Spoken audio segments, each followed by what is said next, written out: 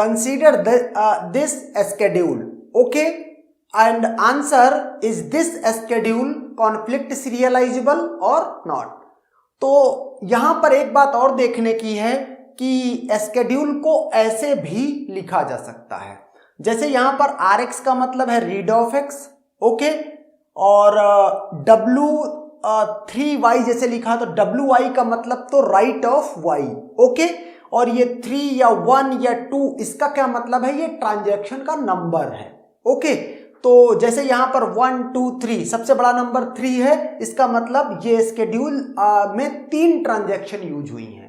तो ये बेटर तरीके से इसको हम हैंडल कर पाए, इसीलिए मैंने इसके इक्विवेलेंट ये क्या कर दिया है, एक इसका स्केड्यूल प्रॉपर तरीके से जो दिखे वो बना लिया है, ओके।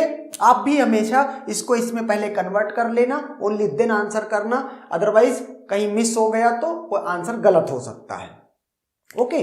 तो अब देखते हैं यहां पर R1X मतलब सबसे पहले टाइमलाइन में, टाइमलाइन नीचे बढ़ने पर टाइम बढ़ रहा है, टाइमलाइन में सबसे पहली इंस्ट्रक्शन जो हुई है वो है R1X, इसका मतलब T1 की RX, इसके बाद R2Z, T2 की, इसके बाद RZ, ओके। ये टाइम का बढ़ता हुआ ऑर्डर है। इसके बाद T1 की RZ, उसके बाद T3 की RX, उसके बाद T3 की RY, उसके बाद T3 की WY, ओके, उसके बाद T2 की RY, उसके बाद T2 की ही W2 है ना, तो T2 की ही WZ and WY, okay. Now we have to answer for the given question. सबसे पहले क्या करेंगे, इसके लिए एक प्रेसिडेंस ग्राफ बनाएंगे। सिंस द मीन्स स्केड्यूल है 3 transactions and therefore 3 vertices precedence graph में बनेंगी, ओके। तो वो पहले बना लिया।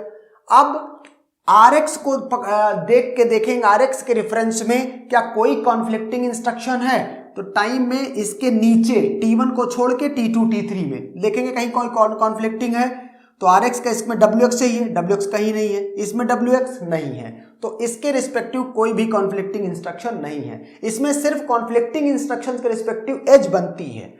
इसके बाद ये RZ को लेंगे, RZ को ले रहे हैं, इसका मतलब टाइम में इससे नीचे T2 को छोड़ देंगे, T1 और T3 में देखेंगे RZ कॉन्फ्लिक्टिंग नहीं है। इधर देखेंगे, इधर भी Z पर कोई WZ होना चाहिए था तभी कॉन्फ्लिक्ट होता, लेकिन है नहीं, ओके। इस इंस्ट्रक्शन को देखेंगे, टाइम में एक के बाद एक जो इंस्ट्रक्शन का नंबर आ रहा है सारी इंस्ट्रक्शन को चेक करना है। RX T2 और T3 में चेक करूंगा, RZ तो ये WZ मिल रहा है, कहां पर, T1 से T2, RZ WZ, T1 से T2, ओके, T1 से T2 और डेटा आइटम क्या है, Z, ओके। अब इस RZ का इसमें भी देख लो, लेकिन कोई कॉन्फ्लिक्टिंग नहीं है, okay.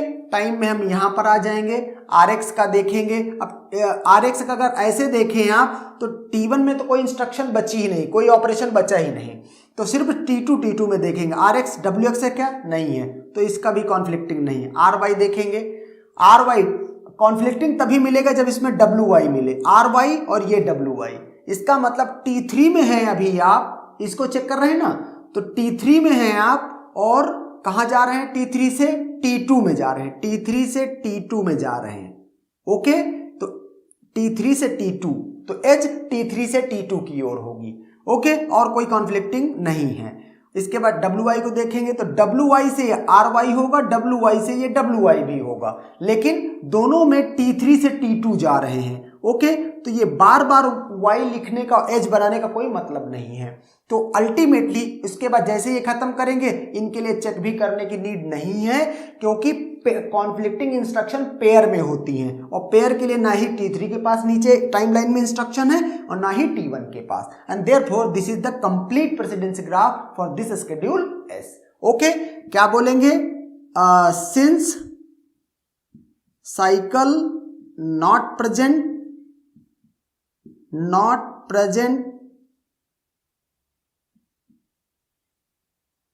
in precedence graph, so conflict serializable schedule, S is conflict serializable schedule, okay, and that's done.